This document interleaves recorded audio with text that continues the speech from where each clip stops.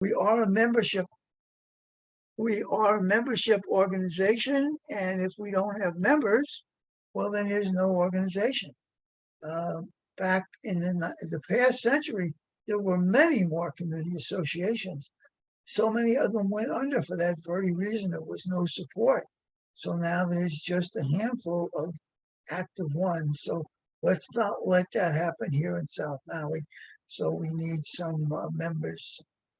Go to our website, gokihei.org, and you can sign up for membership at various levels.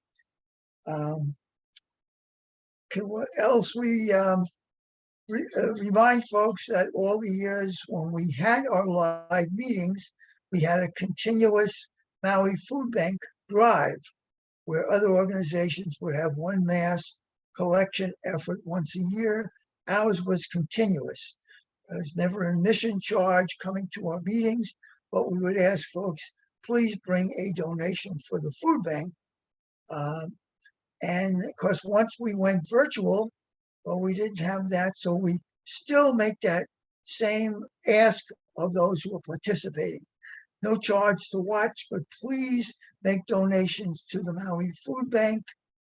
Even before the pandemic, it was our understanding that on this island, sometimes 10%, sometimes more of our keiki and our kapuna were going to bed hungry on occasion, which seems outrageous on our island. So please make those basic food contributions. Nobody is stealing cans of food unless they're really hungry, and that's the purpose of it.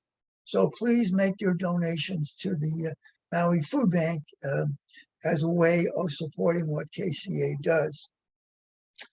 Okay, I think that's all the required announcements we have. So we'll start off. We have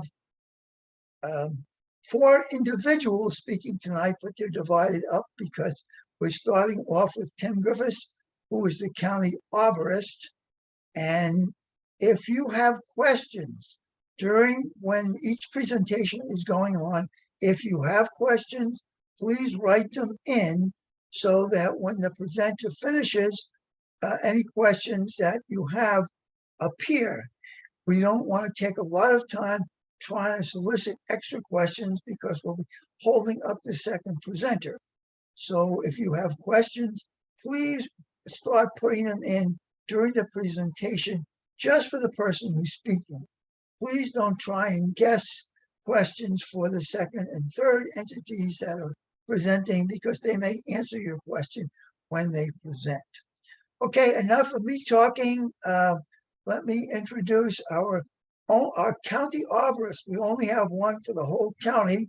We're hoping that's going to change in 2023. But I ask you to welcome our county arborist, Tim Griffith. Tim, take it away, please. Aloha. Thank you, Mike. I hope everybody could see and hear me.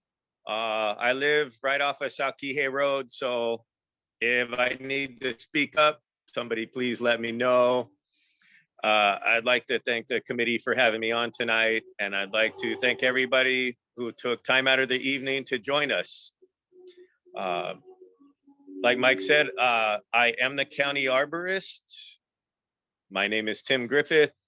For those that aren't familiar with the term, arborist is basically just the tree guys. So I look after all the formal street trees, the right-of-way trees, parks trees, fire station trees, police station trees, and the Kanoa retirement trees on all islands.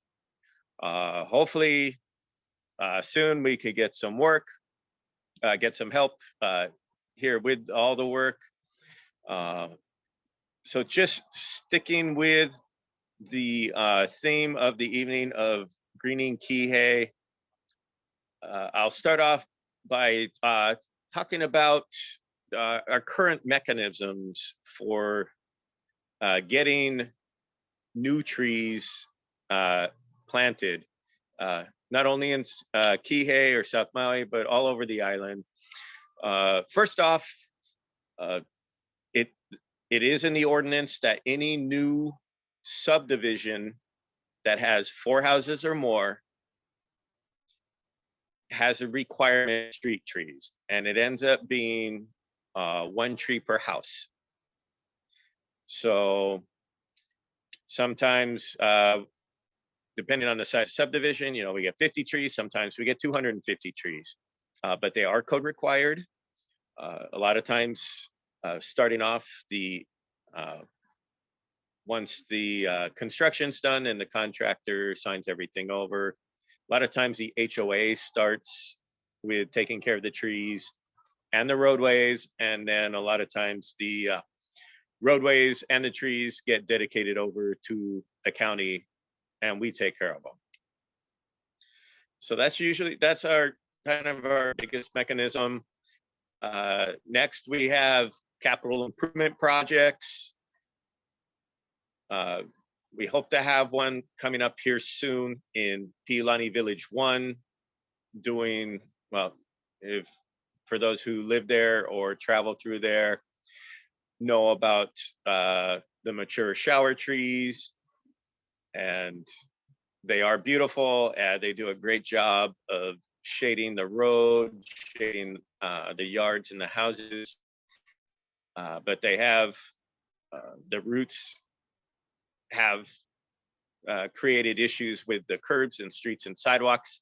So hopefully coming up, we will be doing a project to repair the curbs, repair the street, repair the sidewalks. I am working with the engineers on this to come up with some alternative plans of creating more space for the trees. They were planted as like I said, people who know the area, they were large stature trees planted in kind of a sub-sized area. So I'll be working with the engineers, hoping to do some bump outs. So taking away some street section and pushing out the curb and rounding it. So where we may have, you know, the trees being, you know, 1, 2, 3 feet away from the curbing, give them an area where there's 5 or 6 feet of space, and take away all that street and curb issue that was being pushed up by the roots. Now have that contained within this bump out. So there's no longer, we don't even have to do any root pruning. We just expanded the area for the trees. And parking's not a big issue there. So we don't have to do any root pruning. We may have to do some root pruning on the private property side. The roots are still cracking, pushing up driveways, foundations, but at least this way, we don't have to hit the roots on both sides. So it allows us to take these mature trees and preserve them, and not just have to cut them all down and start new. So these capital improvement projects,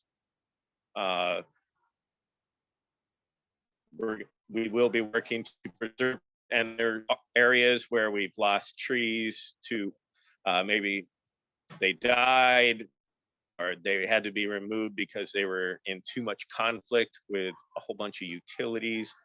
So we'll be working on creating these bump outs where trees used to be and filling in new trees back to replace what was lost.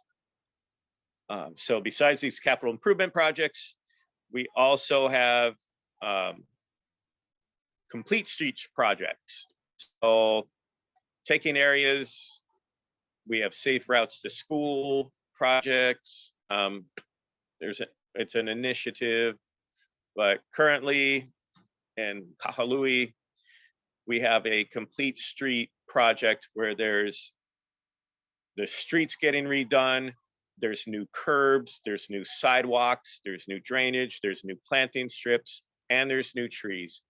So in this case, we're actually getting 36 new trees as part of this project. So hopefully in the future, we all know living down here that South Kihei Road is definitely lacking in sidewalks, in planting strips, in trees. So if we do have a project coming up, trees would be a requirement. I'm definitely looking forward to that. Any of us who have spent time on South Kihei Road would like to get through it a little safer, have a little more shade so we're not baking.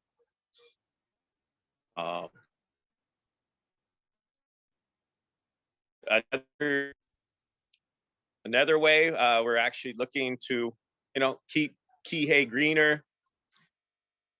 And it's not so much planting new trees, but it's taking care of what we already have. In the last couple years, I've already taken on several new streets, a new subdivision where we've got nice trees, but they're getting a little big, where the adjacent property HOA has been taking care of them. It's getting a little big for the landscapers. So taking over those trees so they can be on our yearly planning or yearly pruning list. We try and get it done in the spring. Sometimes it goes a little later. Try and do it, April, May. Sometimes it ends up being May or June. But getting these trees on our list where we have certified arborists, pruning them correctly with supervision once a year. Also kind of a part of that, what I've also introduced this last year or two, anybody who has a shower tree adjacent to their property, and one of them, I have a county-owned shower tree adjacent to my property. We all know they grow like weeds. I've got them on the contracts, not only to just be done once a year in the spring, but to be done 5.5 months later just in the summer, because, well, we all know they need it.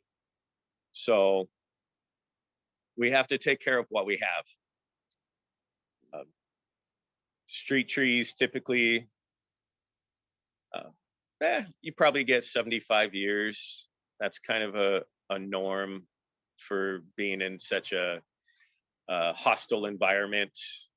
If you had a tree in a perfect situation, middle of a field, plenty of water, no surrounding infrastructure, you could get 200, 300, 400 years. But street trees, very hostile environments. So 75 years a lot of times is max. So doing everything we can to preserve what we have is big.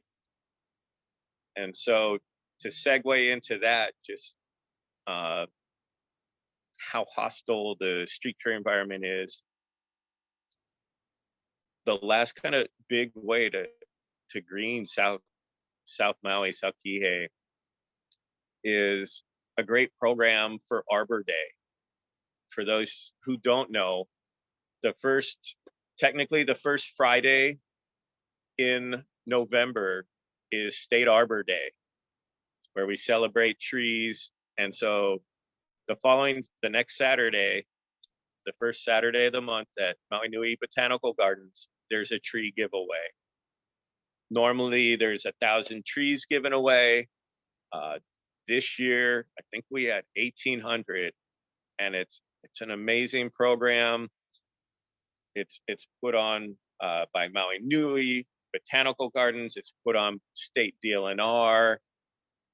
We've got support from Maui Green and Beautiful. We got support from HECO to give away these trees. They're native trees. People can sign up, pick the tree that works for their location, and it's one that we would love to have. And it's free. they can come pick it up and they plant it in their yard and they can take care of it, nurture it. Native trees can be a little more sensitive. So when you have somebody working one-on-one with it to, put it in their yard, water it, keep it healthy, it's got some shade. It's not out near the street just being baked and having all these pH issues and compaction issues.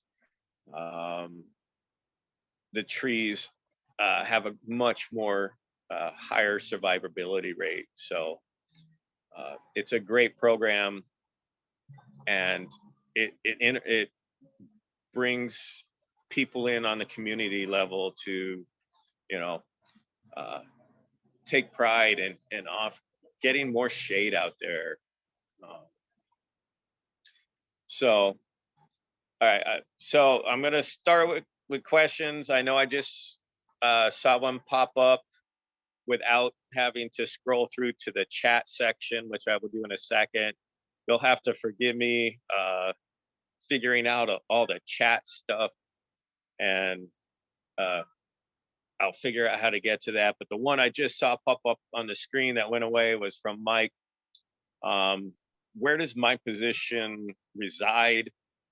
It started off with the Parks Department. And it was with Parks for 20 years. The original arborist was in the position for 20 years. He retired in 2017. And that's when I happened to see the position pop up and put in for it. I mean, I was born and raised in Oahu, but I happened to be on the mainland at the time and saw this position pop up. And I was doing this on the mainland, and I've been wanting to come back home for years, and it was perfect. So I applied and interviewed. I've been in the position for 5 years. So it was with the Parks Department for last 20 years, and then 6 months once I got here. But the Parks Department has a really good, they've got a lot of parks caretakers, a lot of supervisors, a lot of people out at the parks daily monitoring things. So things had a pretty good hold on them, but the issue was street trees. There was no one really looking at the street trees. A lot of times, if a homeowner was living next to it, didn't like it, it's like, all right, they didn't know who to call, or it's like, why would I call Parks for this? And maybe just cut it down or something like that. So, but they didn't have the eyes on it, so they moved the position over to the Department of Public Works Highways Division. So that's where my position lays now. So that's my direct supervision is with formal street trees and right-of-way trees, but I get calls almost daily from the Parks Department to if they have an issue, I come look at the parks as well. And like I mentioned at the start of this, I look at the fire station trees, police station trees. I think I've been to and have physically pruned trees at every police station and fire station tree on all 3 islands. So even though my position is in one department, it's a very unique position that it does cover other departments. Tim, thank you for answering that question. I'll try and help out with the chat. The first question that came in, it says, we live in North Kihei across, I'll kind of abbreviate it, live in North Kihei across from 2 parks. They are a wreck. Used to be beautiful beach parks and now barren wastelands. Trees blew over in December's storm. Beach parks look terrible. So it's not really a question, but then he he or she continued on later and says, what are the plans to refurbish these beach parks? I don't know if that's in your responsibility area or not, but that's his question. I can't answer that. I'm more of a consultant per se for parks. Just for trees, I'll assess, I'll even, I'll grab my tools, I'll do some work.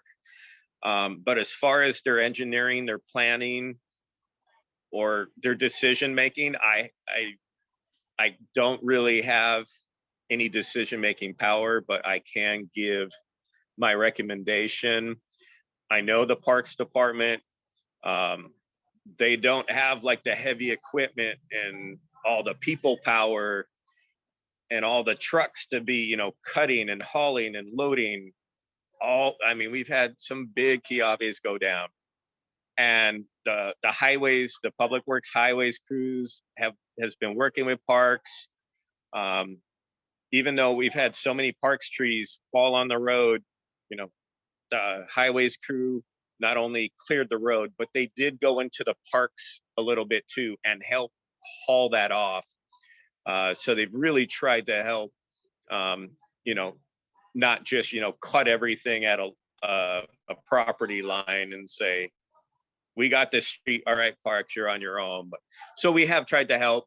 But like I said, parks, as far as cleanup, it's gonna be a slow go. And as far as getting shoreline engineers and rebuilding and replanting, that's a completely different department that I can't, I don't have an answer to. Thank you, Tim. I kind of expected that was the situation because, you and I have talked offline about what you do. But I would say to that caller, well, Parks just got a brand new Parks director. You might contact them. Or as you mentioned, Tim, it's really various departments working together. So maybe it's a question for the new mayor, for the individual that's concerned. And of course, we all know the situation with the sea level rise. There'll be some question about how much value is it to plant new trees close to the ocean. That may not be a good move anyway if things are going to change. The next question is, who enforces the tree regulations and requirements? As far as code required trees and like things like that, parking lot trees are on private property. I have zero jurisdiction on private property, but the planning department technically can speak to these code required trees. Unfortunately, like just about everywhere else, they're understaffed. So there's not this huge code enforcement group that can just roll up on scene and go, hey, you're pruning this wrong, you got to stop, or hey, you can't be removing this. Because a lot of the malpruning happens on private property and in parking lots. So if it's in the right of way, I will get calls and I will try and educate people, go out. Like I said earlier, that's why I do take over a lot of this pruning on streets and in subdivisions, is because we have a few people that just want to hack everything to just little poodle balls, whatnot.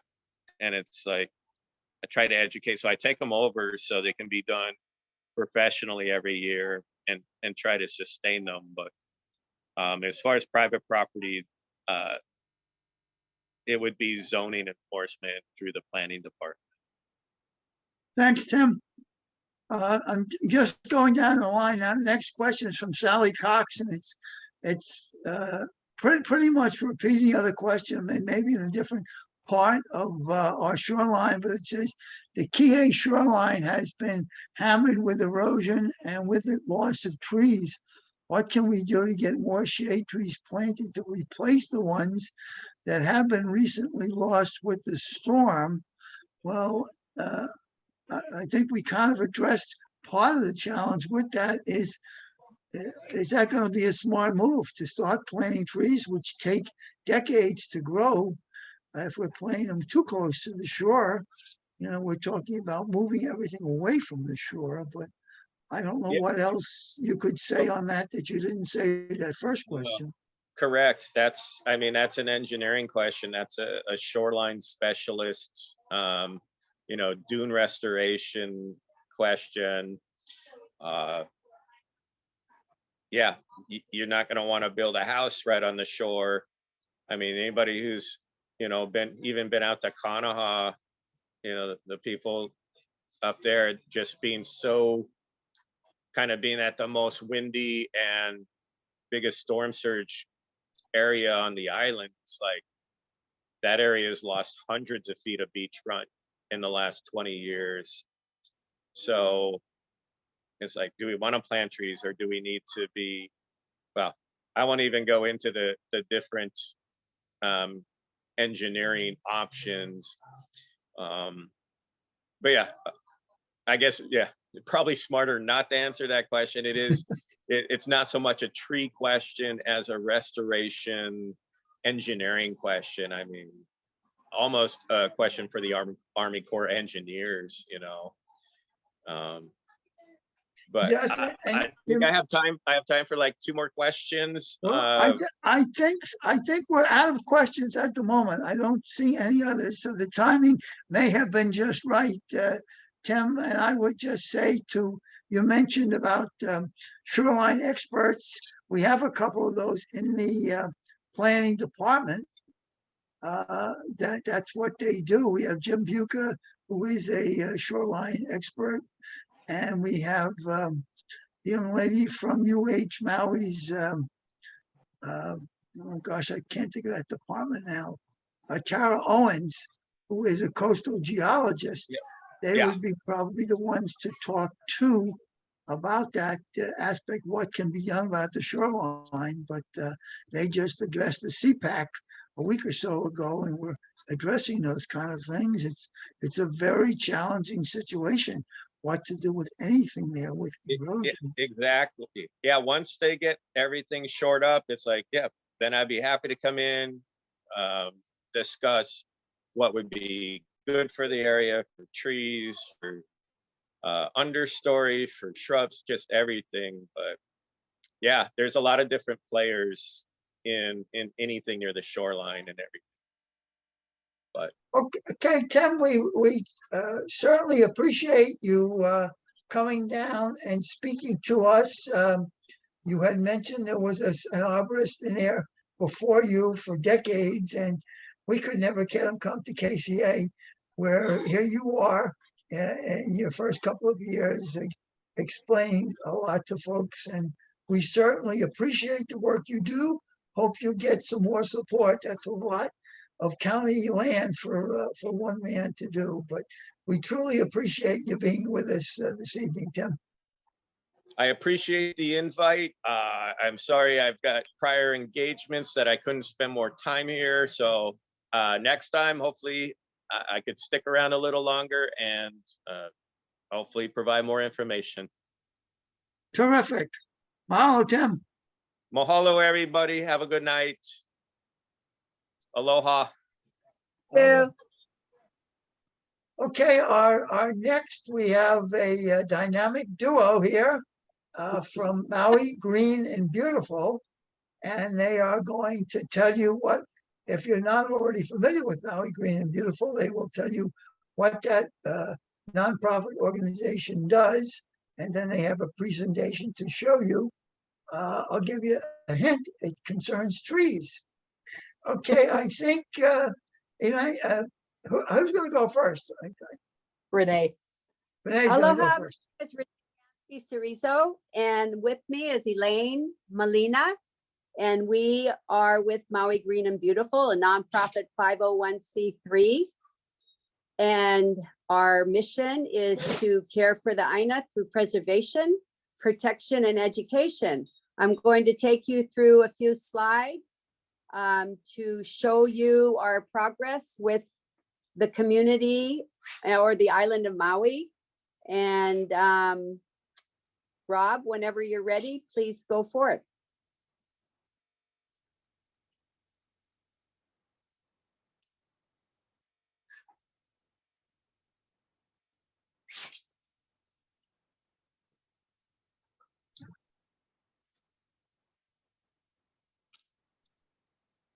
Thank you. That worked out perfect. Okay, first of all, again, like I said, we are Maui Green and Beautiful, a 501c3. And one of our main goals for this nonprofit is to care for the Aina through preservation, protection, and education. And as we go to the next slide, we'll talk a little bit about the preservation that Maui County has secured a lot of exceptional trees throughout the last 2 or 3 decades during Tavares' time. They also, Maui Green and Beautiful nominations were approved in 2018. Next slide, please. Through the, which were identified as the Oluwalu Tree Tunnel, which is on the left-hand side. And the old Maui High School selected campus trees. And then on the right-hand side, there is the South Kihei Road where the famous monkey pod street trees are. Next slide, please.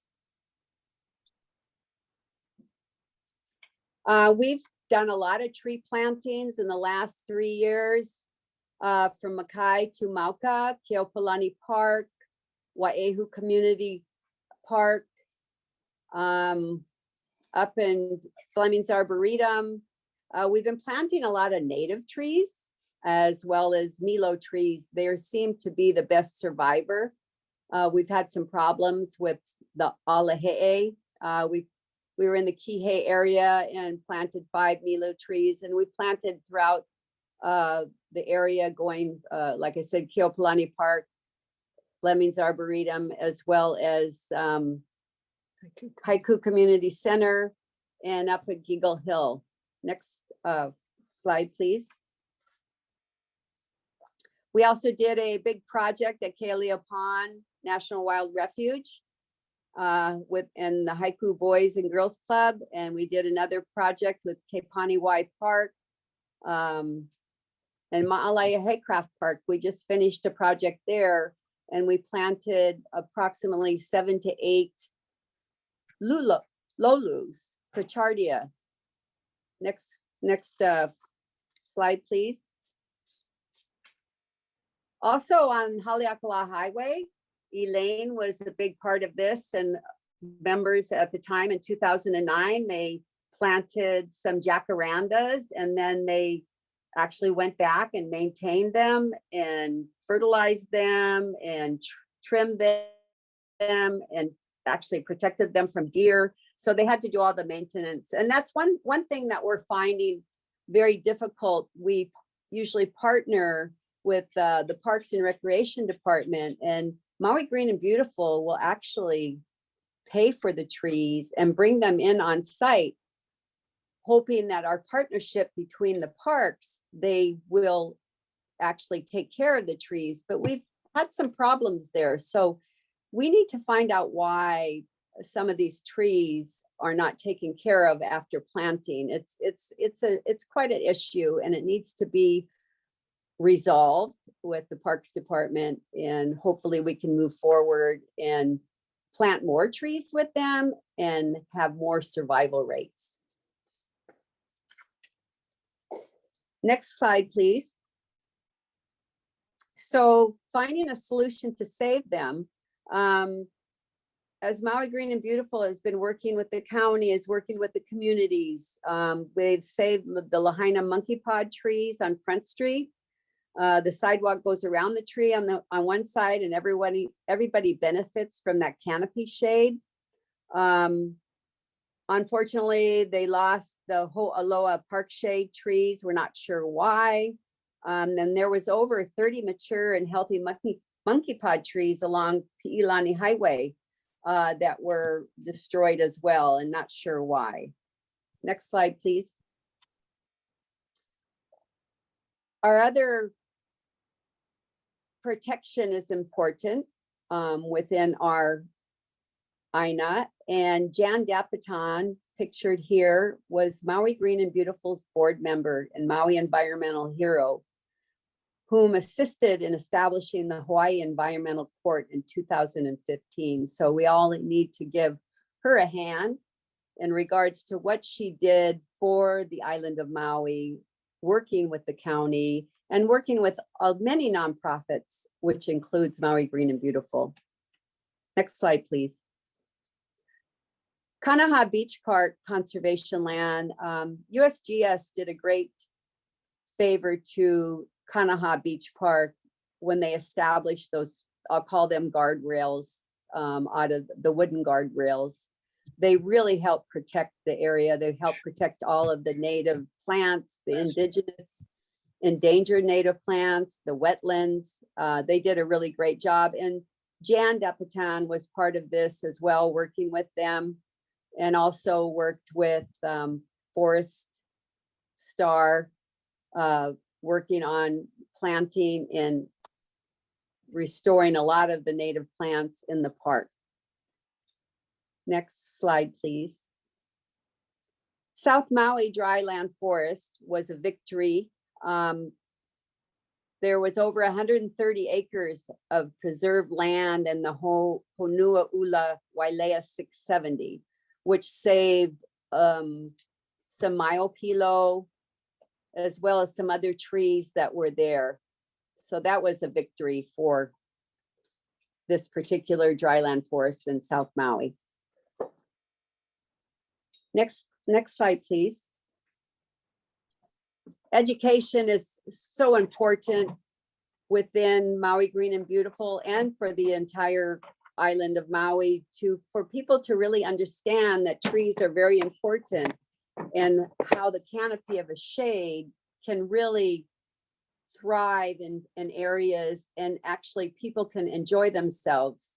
When you think about shade, when you think about trees, when you think about being on an island and we have such beautiful weather 365 days out of the year, and we don't have any trees along sidewalks, say for example of Kahumanu Avenue, if there were trees aligned on that sidewalk, I think we'd see a lot more walkers. We'd see a lot more people walking from their homes to the shopping center or walking to the park, but that's not happening. So one of the things that Tree Circus has really helped, it was started in 2017, and they go out to the grade school as well as other places to provide education to Maui schools, boys and girls clubs, and partnerships between Maui Green and Beautiful and Aloha Arborist Association and Western chapter of the International Society of Arboriculture.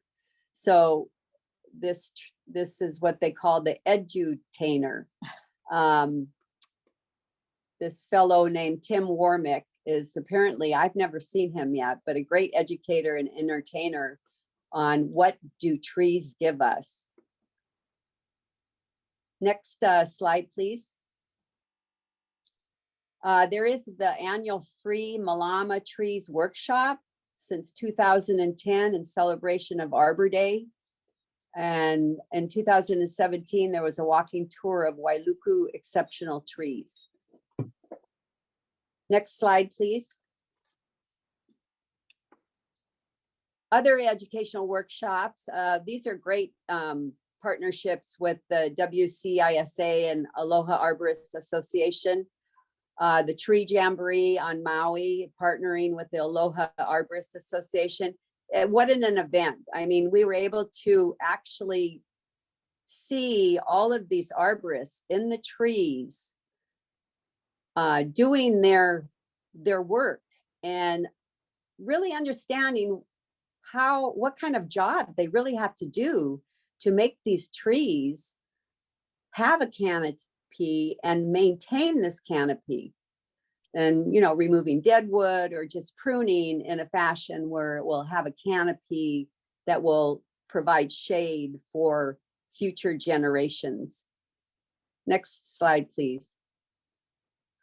Events that Maui Green and Beautiful get involved in are Ag Fest, Haiku Ho'olahu Hola Lea, Earth Day festivals, Maui Green and Beautiful annual meeting, Maui Nui Botanical Garden, La'ulu Festival, Maui Nui Botanical Garden and Maui Association of Landscape Professionals Arbor Day Expo, Maui Green and Beautiful annual Malama the Trees, Tree Circus, and workshops with Maui Green and Beautiful and WCISA Aloha Arborist Association. Next slide, please. Are there any questions before Elaine continues with this wonderful project with Kihei Community Association regarding the Reshade Maui Public and Private Awareness Campaign? Okay, did- take it away. Yeah, Oh. I didn't see any questions pop up. Okay, So very good. Thank you. Okay, Elaine. Okay, aloha, everyone. Maui Green and Beautiful, as Ranae had said, is partnering with Kihei Community Association. We applied for a grant and received one in September of 2022 to reshade Maui, and especially in the Kihei area. The focus will be on the importance of parking lot shade to fight climate change. And it'll benefit the community, of course, by reducing temperatures in areas that create such a it'll create a positive impact on climate change by having shade. One of the things we'll be doing is an educational outreach to management of shopping centers, condos, places that have parking lot areas that are considered heat islands. The outreach will also include recognizing the existing shady parking lots. We'll also testify for stronger Maui County parking lot ordinance to include 50% shade canopy of trees. And we're going to testify to make the Maui County planting plan to become an ordinance to protect the urban and community forest of Maui. The planting plan was written by our own Ernie Resents, Maui's own tree expert, and internationally recognized as a true professional of arboriculture. Another educational outreach will be to meet with the arborists and community members to be a part of Reshade Maui and to stop the chop. Next slide, please.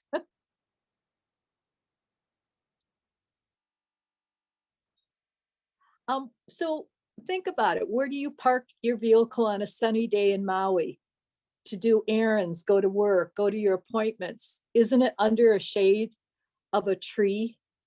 Look at the photo below. I mean, that's where we all want to park to keep our cars cool.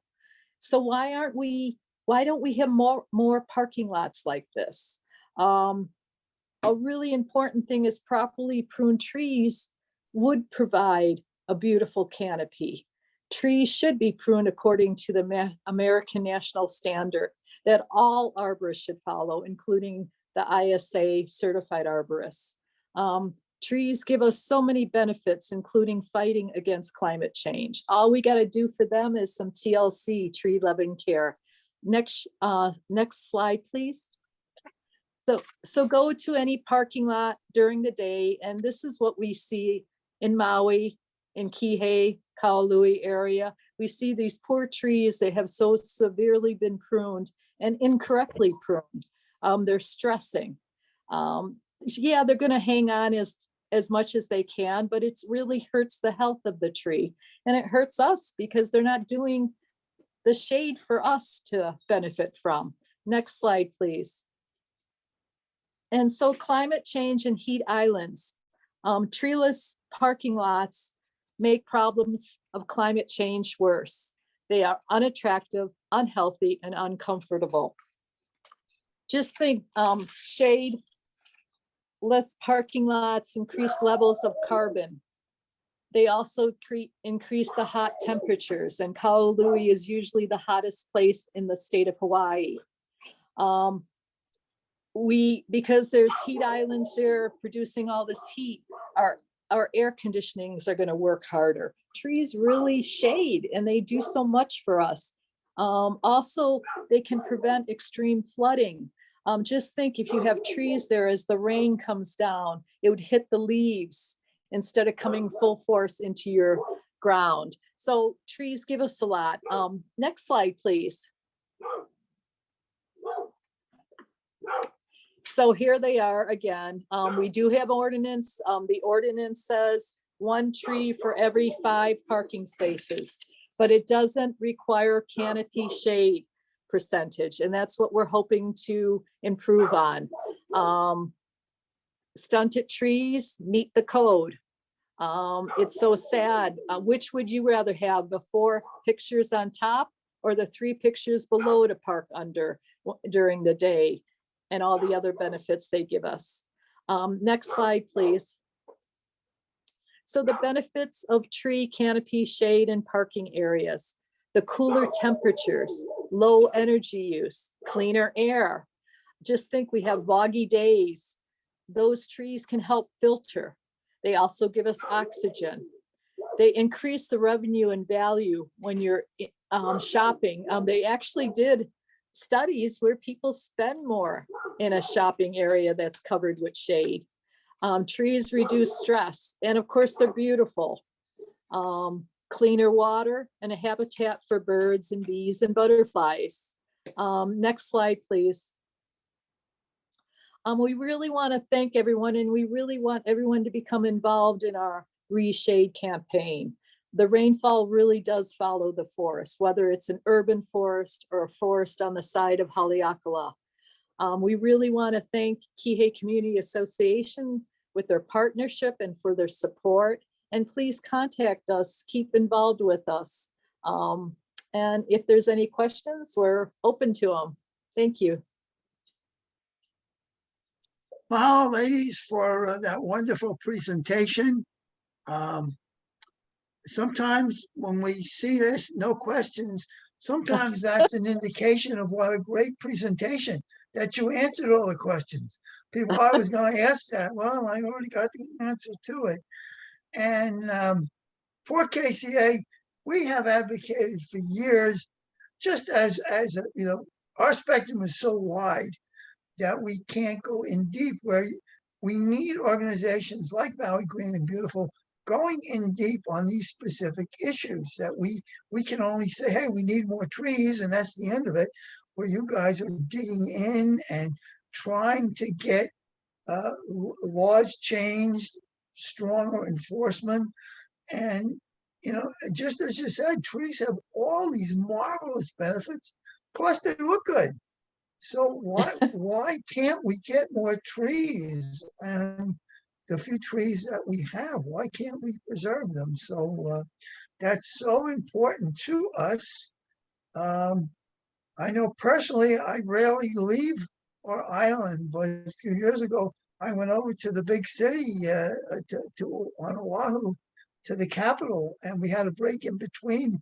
We went out and walked right across from the capital. We walked into this park. It was like air conditioned. No, it's just all these trees there gave us shade, and the temperature was much cooler. So if they can do it in a big city, why can't we be doing it here on our little neighbor islands? Well, with an organization like yours leading the way and trying to do more, and we certainly need it. There was a recent article, and when Rob put out the blurb for this meeting, he showed that for South Maui, how poor our percentage is of getting shade, and anybody who lives here knows it. When you presented that the monkey pod grove on South Kihei Road, why is that? We just have that one little spot, and we had to fight twice to keep those trees. It was like, leave the trees we have, get us some more. So I don't see questions been posted. Mike, stop talking. I see where Rob posted a question. How about a master plan for near shoreline trees? That would be a great to have a plan like that, and that could be combined with what Reshade Maui is doing now. But that would need a lot of assistance, like we said, from engineers. We would have to look at water line, shoreline access, where trees would actually be able to be planted and not interrupted because of shoreline water destroying them. Yeah. Good question, though. And I don't know if something that- we can advocate for. You know, you're Yeah. not, you're a nonprofit. It's not that you could do this, you know, that you could do the work, but advocate for it. Again, we have a new mayor, you know, a new department. So hopefully it'll be a new attitude that'll be more aligned with what you guys are saying tonight. We need more trees and they're beneficial. We're not asking for something that's harmful. We're asking for something that helps in so many ways. And not in our district, but if we had more trees up country, that would help a lot with our flooding issue. If we Yeah. had those trees to absorb the water up there, which Mother Nature put there centuries ago, and humans came along and took them out. So hope for the plans. Okay, well, thank you so much for your presentation tonight, and we'll look forward. We'll wait for the county to hear the action that you're trying to present once the council gets organized and can start having committees and meetings. Hopefully by February, things will be there. But again, big mahalo to you guys. Thank you. Mahalo nui, Yeah. everybody. Thank Yeah. you. Aloha. And I guess I'll try and do these one at a time. Not so good. Okay, I had a couple of brochures that I was given. I'll just tell you one says why topping hurts trees and tree values. So yes, just still educating this old dog to learn a little bit more about the situation. Okay, our cleanup presenter, when the first two presenters were talking about educating the youth on these things, teach the children well so they can teach the parents what to do. Cody Nemet, I've known Cody, I'm going to say about a decade. And when we used to participate in various group meetings, whether they were governmental or nonprofit groups, and I would watch Cody, he was either on his phone recording things or he was copiously taking notes. So I asked him one time, well, what are you doing all this for? And he said, I got to bring this information to the young people. You know, it's like they're not coming to these meetings. They're not getting this information. So that's how I can get things done, is educate the youth. And he's going to talk about a project that he's headed for, I guess it's well over a year now, right in the heart of South Maui, just off South Kihei Road, which is physically doing that, going out and doing the work in the land near the shoreline and educating the kids, bringing the kids in to participate. So Cody Nemet is his name, and many of us that know him refer to his nickname Coco Roots.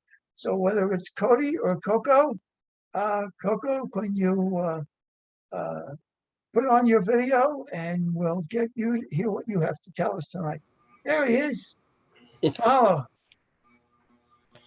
Aloha.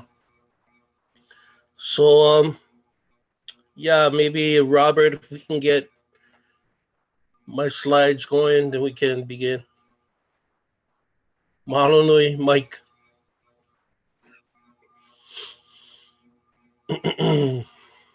you bet, Cody. While Rob is getting that set, can you explain the location of where you're doing your work? Sure. So, the name of the area is called Waiohuli Kai, and Waiohuli Kai actually refers to the local i'a, or the ancient fish pond that is in the area, and it is right across Paradise Gardens, just south of Koa Lagoon and Menehune Shores. And in that area is about 4 to 6 acres of preservation land from the county.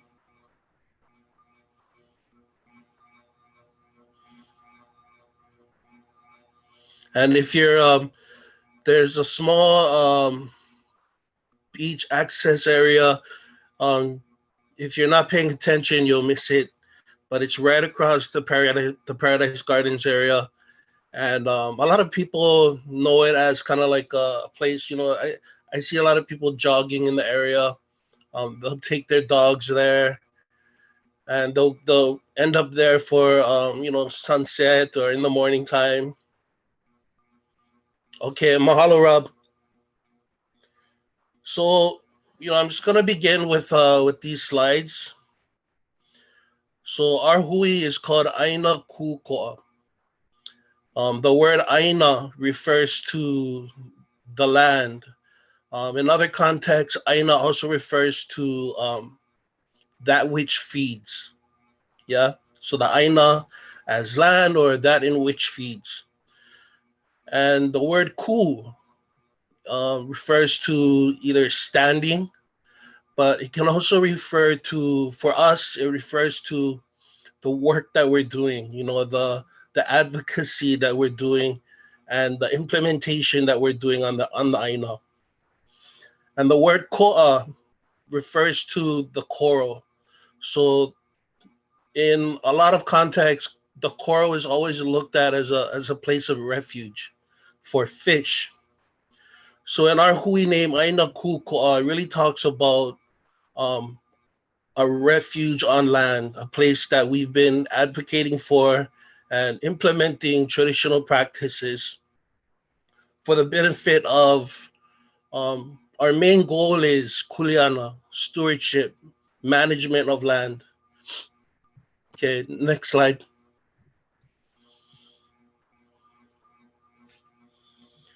So before we continue, I'm just gonna do a little pule, a little oli for you guys. And this oli is called Kulani Hakoi. E kia kunu ia ko iki a koloa ko poko e vehe kalani, vehe ia. Ka hola I kalani, ka hola ia. Vāvahi kalani, vāvahia. E kulani ha ko I kau mai la I luna e hu. A ua mai la ua, a kupu mai la kupu, a mu'o mai la mu'o, a liko mai la liko, a lau mai la lau, a lala mai la lala, a kumu mai la kumu, a kumu pa'ahina ole. E olu mai, a ulu mai la e. A e leo vale no ue.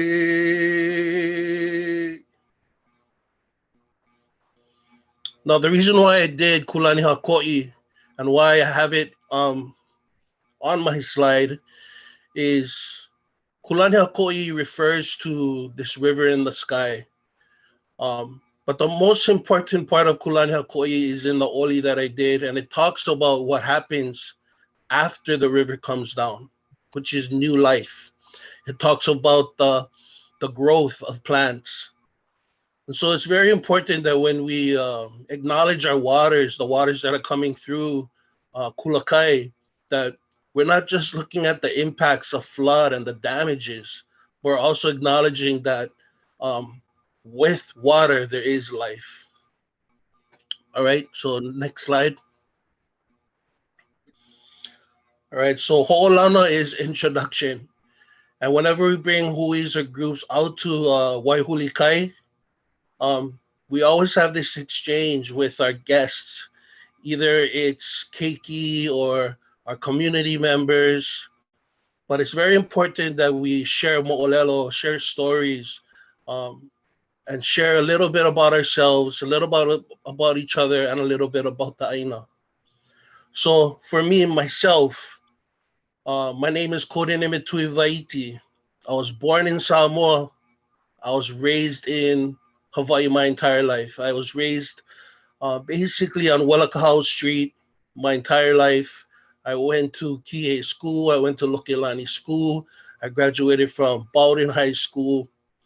And I got involved with Aina work from basically, just seeing a lot of changes throughout my life. A lot of memories of places that became developed, and it just gave me a lot of concern to want to learn more about these changes and be a part of it and make sure that um, we protected a lot of those last very intimate and private spaces that we have left. All right, next slide. So Vahipana talks about your sense of place. Now, when we're talking about our project area, we're talking about Waiohuli Kai. And if you're looking into this map, you notice that we have two waterways that surround Waiohuli Kai. One of them is Waipuilani River, and the other one is Hulani Hakoi. Whenever we're understanding where we are, it's always good to know your boundaries, your markers, what is around you. So knowing that we are surrounded by these two powerful waterways, we know basically the types of impacts and the types of effects that we deal with in this area. If you look at those little triangles that are in our project area, it kind of shows you where our project area is. These are basically the areas that border our project area, which is about 4 to 6 acres. All right, next slide. This is an aerial view of our project area. As you can see on the side, on the north side, it actually is that waterway, that Mulivai. And that Mulivai is basically the area that we're currently working on, and we've been doing a lot of clearing, but more so we've been doing a lot of a lot of observing and understanding this Mulivai. This area is so amazing, guys. It provides so many unique um, aspects of South Maui. Not only do you have your Mulivai, we have marsh area in here, we have a shoreline in here, we have a field area, a sandy area, and it only provides different sorts of plants, seed banks, and many aspects of education and Aina. Okay, next slide. This is a historic photo and aerial view that shows, I think this was taken in the 60s, but it shows an aerial view of this area from Kalepolepo Fish Pond all the way down to Laie, the Laie waterway. And as you can see, we have four very large fish ponds here. The one that we all know is Kalepolepo, and then the big one right there, right next to Kalepolepo, that really big one, that one is called Waiohuli Kai. So that's where we got our name from, and it's really to give homage and respect to this historic place. Right in the middle of this fish pond is our project site. Next to Waiohuli Kai, you have Keokea Kai, another pond, and lastly, the last one all the way to the south is Kealamoi Malia. All right, next slide. Here are a couple other historic pics of this area.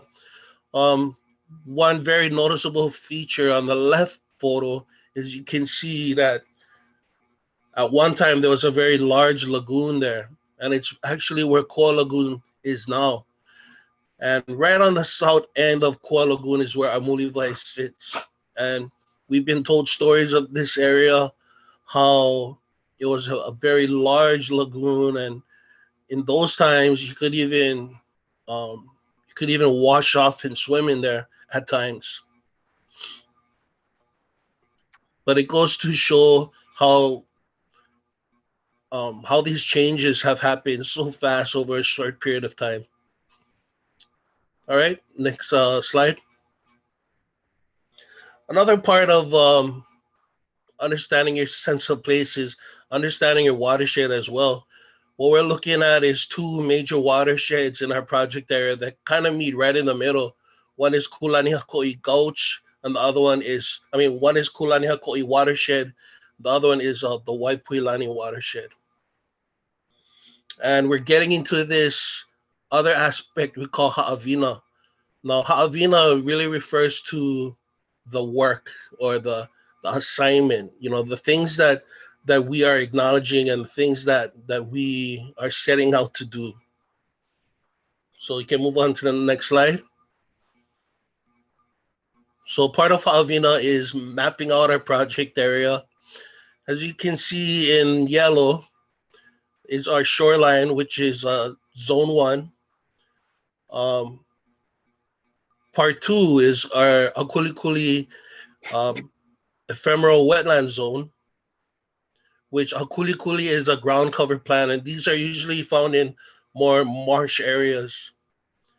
3 is our Mulivai area, and this is our permanent wetland where water is, usually they're all standing waters, they're usually all year round. And 4 is our field area. So this is a mix of soil, clay, and a lot of sand as well. What we've been implementing in these zones is to restore our sand dunes out in the front on zone 1, to restore our ground covers in zone 2. In zone 4, we are creating tree lines. We want to create tree lines to help mitigate storm surge, tsunami. And in zone 3, it's really caring for our mulivai. It all involves really acknowledging our seed banks, what has been lying in dormant, waiting to come up, and allowing it to spread. It takes a lot of a lot of observation to understand the functions of our environment and to notice how they impact one another. Yeah. So when we have big runoffs, our Aina goes into this different mode. It takes all the impact, but then it starts to fight back. And it's pretty amazing to watch some of these crazy impacts that we get, but then to see it start to bounce back is another thing, right? And to understand those things and to really learn how to not interfere with that, but to work with it. All right, next slide. So part of our Ha'awina process is collecting data, and acknowledging how the water works. We know that these names were not named for no reason. Waiohuli, Wailuku, Waipuilani. And they talk about the different ways that the waters move throughout the island. We understand these great silt deposits, and we know Kalepo Lepo wasn't named Kalepo Lepo for no reason. Lepo means dirt. And so we get all this silt coming down, and more silt recently than we've ever seen before. And when you get more silt coming down, these waterways open up more and more. Okay, next slide.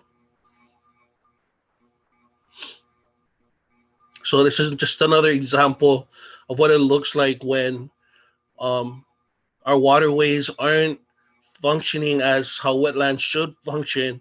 And when we really look at water in South Maui as something in hindsight, when we should be valuing our water.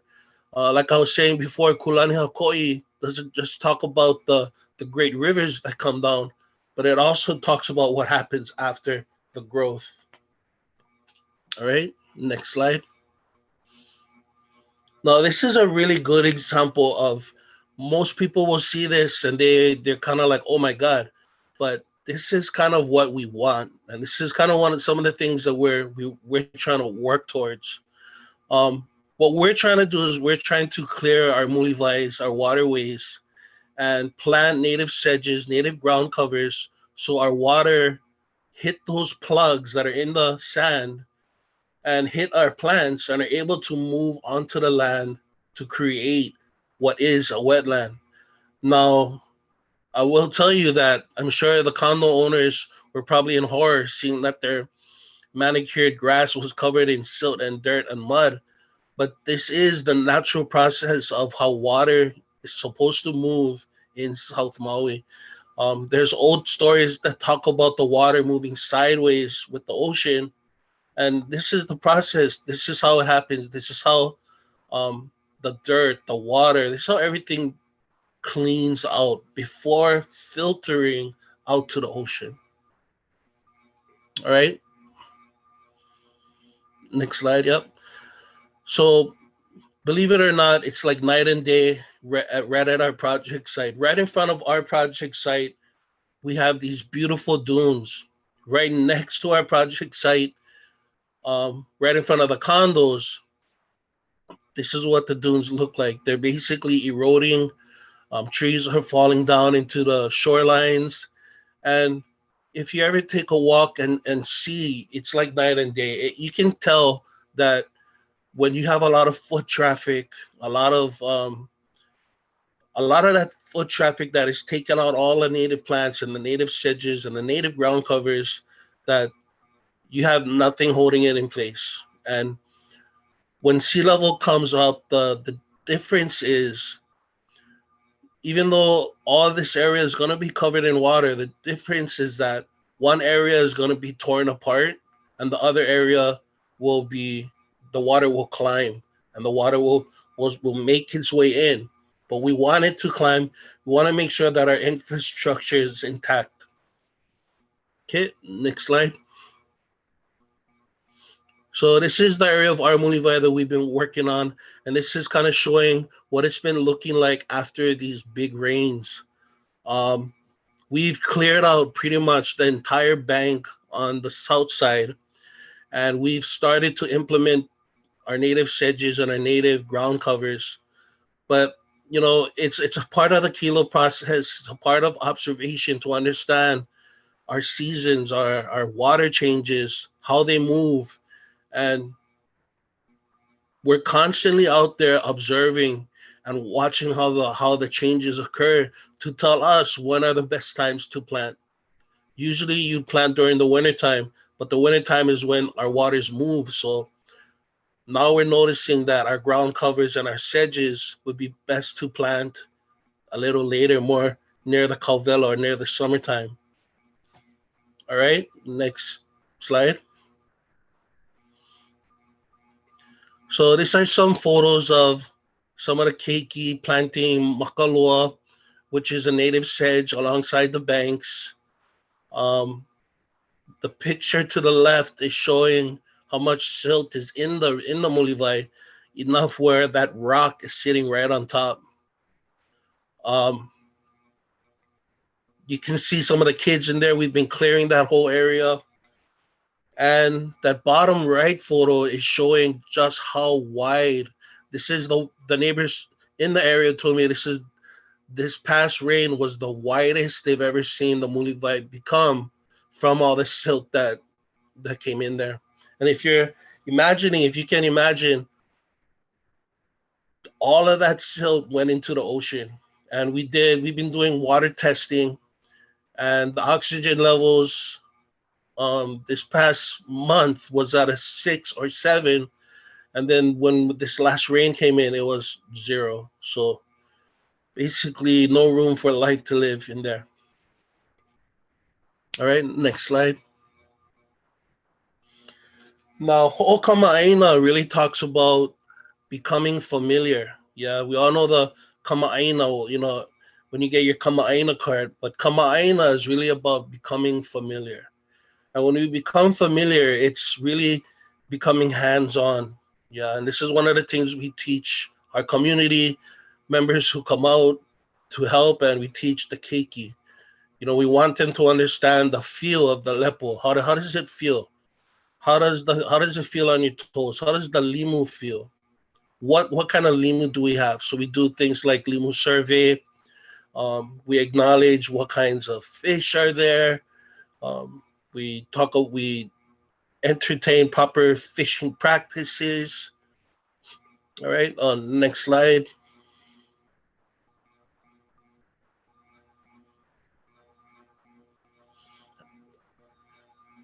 And we get our communities involved. Basically, whole Kama'aina is really about understanding the kaulike, the balance, yeah?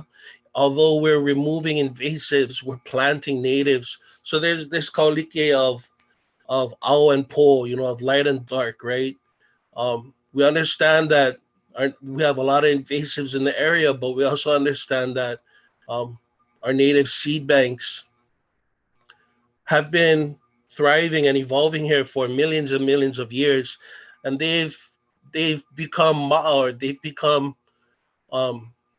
in their own way knowledgeable on how to mitigate a lot of these things that we're combating right now: erosion, runoff, um, things like that. So we basically we don't do too much planting. We do planting, but it's mostly um, removing invasives and allowing our seed banks to return. All right, next slide. We take a lot of cuttings from the area to create our own plants, and this is another part of being kamaaina, of understanding the growth of our plants and how we propagate them from seed, from cutting, how to collect the seeds, how to plant the seeds, how to watch the plants grow, how to put them into the ground. It's all about a part of being, being a part of these plants' lives. And we do have a lot of help from nurseries like Hokunui and Maui, who have helped us on many occasions.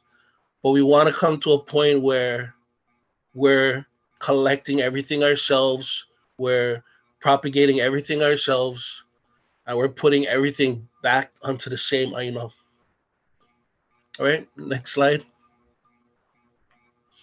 And Loina is really about traditional practices. Loina talks about customary practices. Right now, we're in the season of makahiki, and this picture shows the march around the islands. And when this hui made their march around the island and came into our moku, our kula kai,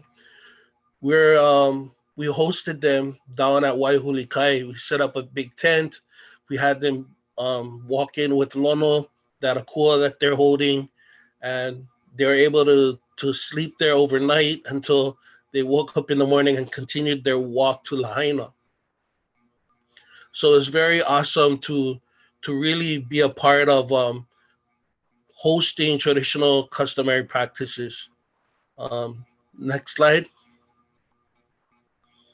And this is another one. So my mother is a weaver as well. And, being a part of Makahiki season, she came down and taught a lot of people how to weave, do hat weaving. And this is usually the time where, we're not focusing so much on working on the land, but more so on understanding that the ethnobotany of our plants, our foods, and of our aina. How do we use them? How do we use them for medicine? How do we use them for shelter? How do we use them for food? And makahiki season really is a great time to understand those things. Okay, next slide.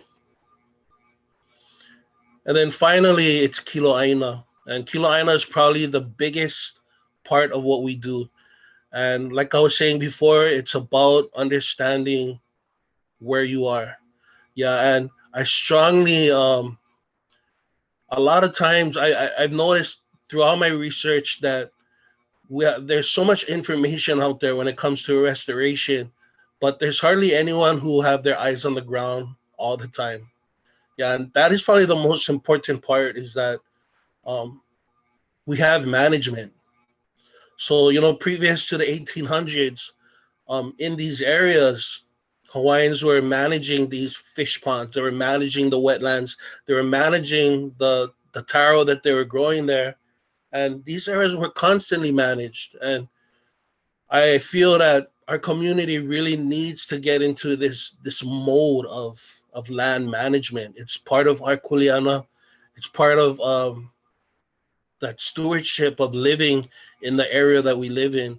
And our waterways and our wetlands should never be on hindsight. It should always be in the forefront, and things to be proud of, and things to teach our kids that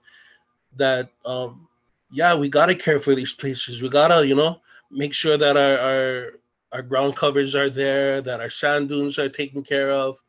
Um, when you leave it to, like, just restoration huis, that's one thing, but in the big run, I really feel it's our community that is gonna have to look after our our special zones, our waterways, and our wetlands. All right, next slide.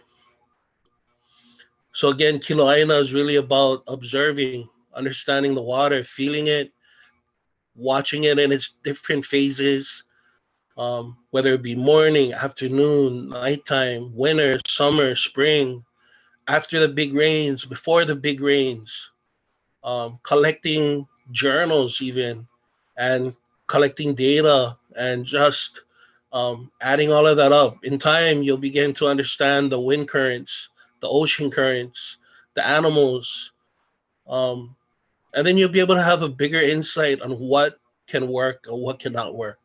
There's a lot of people with all these ideas on how to clean this, how to clean that, how to mitigate this, how to mitigate that, but hardly any of them understand the Aina itself. So I would say the biggest thing is to get out there, get in the water, feel the Aina, and get to know it. Next slide. So just teaching the kids about what is Kilo Aina. And then next slide. And then Kaya Ulu is talking about our community, which is really important, a really important part of what we do. And it's bringing us together. The Aina is basically bringing us all together. Community, our students, our keiki. We've had so many people out here from so many different walks of life, professors, teachers, farmers, and everybody has so much great manao to share. Everybody comes from different walks of life with different ideas, and it's always good to throw things around, have a good time talking about things, and offering our own possible solutions to help with climate change, erosion, and everything that we're dealing with. Okay. Yeah, just a few more photos of us gathering. All right. Some of our kupuna. Okay. And I wanted to end with this photo right there.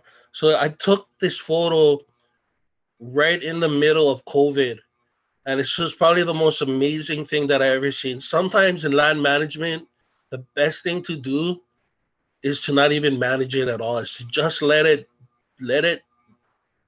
do its thing. And it's to understand when to let those things happen. And this rare photo, which, it's not like this anymore, but when no one was on the beach, the aki grass and the pohuhui made it all the way to the shoreline, all the way to the water. And it was so rare and it was so amazing. And I'm so glad I got the photo to show that our seed banks in our Aina is still alive. And all we got to do is just nurture it and help it to spread. Mahalo nui.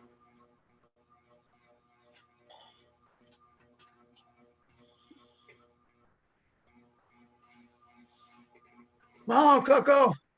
Boy, that was outstanding, brother. I mean, I've talked to you about the good work that you do, but saying about the picture, seeing it and seeing how many people are involved, and how long have you been doing this project?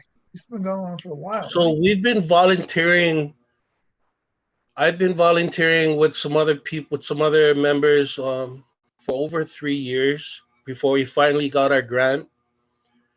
And we've been basically getting, this is our second grant that we're on right now from the county.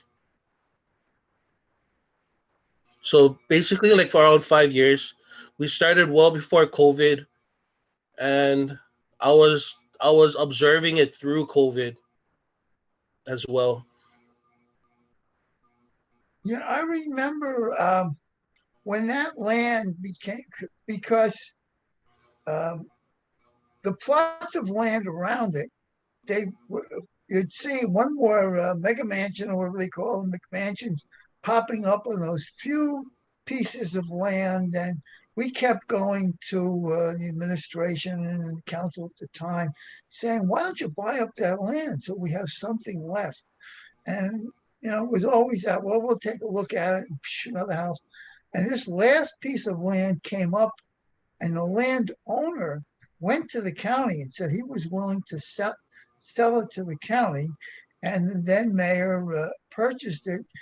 And it looked like it was going to be another parking lot, because it would be the north end of the park. And they were talking about, and it was like, what, you're going to pave that over?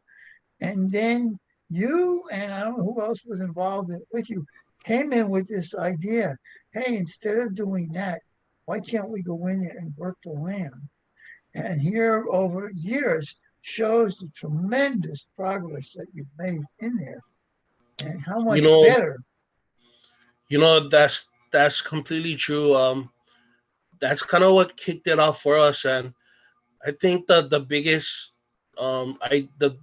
thing that I was thinking about was, during that time where we're fighting the Pilani Promenade and things like that, and um, we needed something that could advocate for what we were constantly talking about. We needed something that we could go into and be a part of, that could advocate for everything that we always talk about, and that so that people knew that when we were testifying, that we weren't just speaking words, that people could understand that we were actually putting it to work, yeah, and that we were getting our community involved, and that people cared about what was happening. And it's exactly what it's been showing. We've been putting it out there, and a lot of people have been coming. We've been having majority of schools, and we actually, this March coming up, we have 40 teachers from Lokelani that are coming, and 100 students coming from, seventh graders coming from Kamehameha School. And what it's doing is it's providing South Maui as a place, as a cultural space. And to me, I think it's so important because we haven't had a cultural space like that for a long time. The only other space that we've had where we could come to was, where students could come to, was the Kalapolepo. Yeah. So having Kalapolepo and having Waiohuli Kai, what it does, it just gives the kids options. It gives teachers options. They want to know how to get their students outside and into the environment. And um, I hope that one day we're not always going to be hosting everybody, but it's going to come to a point where, what, you set up your curriculum and you come down there yourself. And we want it to be something for the community, not just, oh, go see Coco or go see the Hui. Like, we want everybody to just understand the the significance of the place before, before they go and get inside. Like I was saying, like management, when we talked about it, it's allowing for that access, but it's also managing that access as well, right? We don't want to leave anything worse than how we found it. We want to make sure that um, it's even more pristine when we leave it, but at the same time too, it's so important that we keep learning from it and learning from each other. Well, you talked about growth of the plants from the seeds, and you're doing that with the human seeds. Those kids will be growing up. You've been doing it for years. They're getting older, and some of them will be taking this over. And then you'll be Uncle Coco then. Hey, Uncle, Yeah, we can take this over now. And I guess a good way to we close hope out, so. we had one comment here is asking, how can they contact you? They would love to be involved in your work. So right now we're still working on our website, but we have a Facebook page. It's called I can put it in the chat. It's called Āinakūko at Waiohuli Kai, and I update it almost every other day. If not, you guys are more than welcome to come down. Um, we're there Monday, Tuesday, Thursday, and Friday from 9 to 1 p.m. And we always have people stopping in, talking story. Some people just want to come in and talk story, and some people want to come in and help pull some weeds. And um, I would say, just come out. Nothing like being there in person. I mean, then you can just show up, see what's going Yeah, on, and see how they can help. I'll put it Well, in the chat. that would be great. Put in the chat, and that worked out perfectly because we're just at our closeout time. But I mean, what a grand finish! We thank all the presenters who gave us different perspectives for greening, but seeing that overwhelming, and people don't see it. They're riding up and down South Key Road in their cars, and they don't even realize what's going on there. So yes, just pull over, as you said, you're there often, and folks can just drop in and see for themselves, or those that are the keyboard jockeys can see it. You just put it there in the chat, go to that Facebook page. So Coco, thank you, and thank you to the Maui Green and Beautiful Wahine, and our arborist is off taking care of his guests, but we appreciate everybody coming out tonight, and our next official meeting is the third Tuesday in March, which I think is March 21st. So check our website for details, and good chance that one may be a live in-person meeting for those that have been asking for that. So I trust most of us are home. We used to say, get home safe. Well, we think hopefully everybody is home safe now. But thank you for all who watched and participated.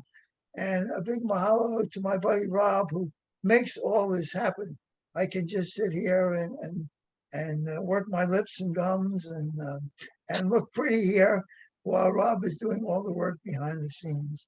So mahalo, everyone. Enjoy the week, and we'll be back in March. Ahui ho. Ahoy ho. Thank you. Aloha.